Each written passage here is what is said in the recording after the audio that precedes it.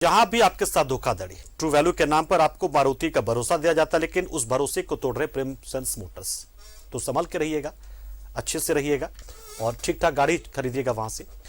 कुछ निजी सर्वे एजेंसियों ने राजधानी रांची के बिरसा मुंडा एयरपोर्ट को उसकी बेहतर सेवाओं के लिए देश में सर्वश्रेष्ठ चुना है। यह बात बड़े गर्व से अथॉरिटी वाले कहते हैं, लेकिन हकीकत क्या है, आज हम आपको एयरपोर्ट की सच्चाई से रूबरू करवा रहे हैं। जाने वाले बिरसा मुंडा एयरपोर्ट पर सवाल। पार्किंग के नाम पर होती है खुलेआम वसूली। बारिश में भीगते नजर आते हैं यात्री। एयरपोर्ट में महीनों से पड़ी है भगवान बिरसा की प्रतिमा।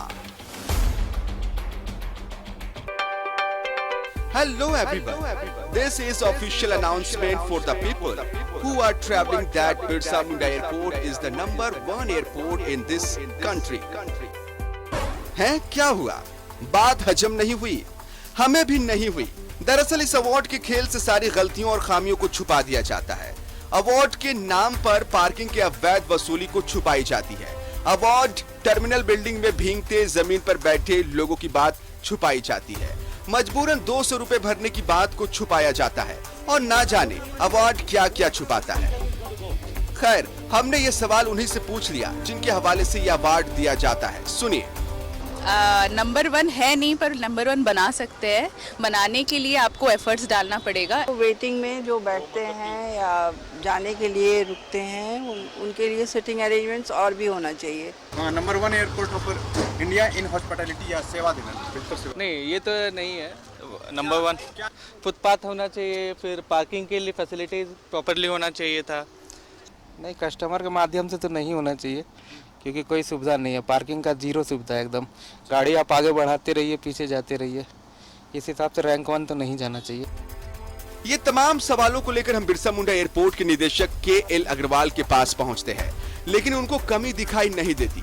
वो जवाब देने से भी इनकार कर देते हैं। उनका कहना था कि हमारा नजरिया गलत है, लेकिन वही सवाल जब विमानपत्तन सलाहकार समिति के चेयरमैन और सांसद संजय सेठ से पूछा जाता है तो वे अगले 10 दिनों में बैठक कर तमाम चीजों के निराकरण का आश्वासन देते हैं। साथ ही निदेशक को चिताते हुए कुछ याद भी दिलाते हैं।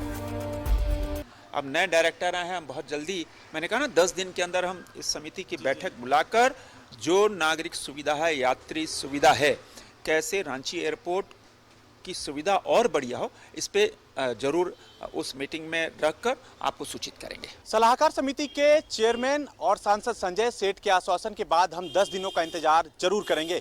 लेकिन एक वाक्य आपको बताते चले कि बीते दिनों में बारिश हो रही थी और एक महिला टर्मिनल बिल्डिंग में प्रवेश करती है बारिश से बचने के लिए और फिसल कर गिर जाती है, जिसका सर फूट जाता है। साथ ही साथ आपको बता दें कि इसी एयरपोर्ट पे एक दिव्यांग बच्चे को फ्लाइट पे बैठने नहीं दिया जाता।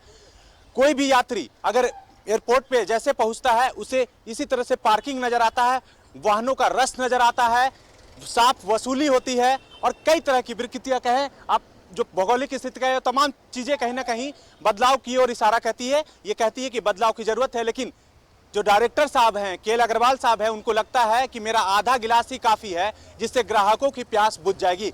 अब फैसला आपको करना है कि गिलास भरा चाहिए या खाली।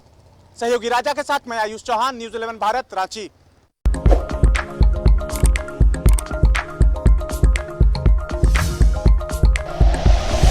Like and share videos, subscribe करें हमारा चैनल और प्रेस करें बेल आइकॉन। न्यूज़ 11 भारत, सच है तो दिखेगा।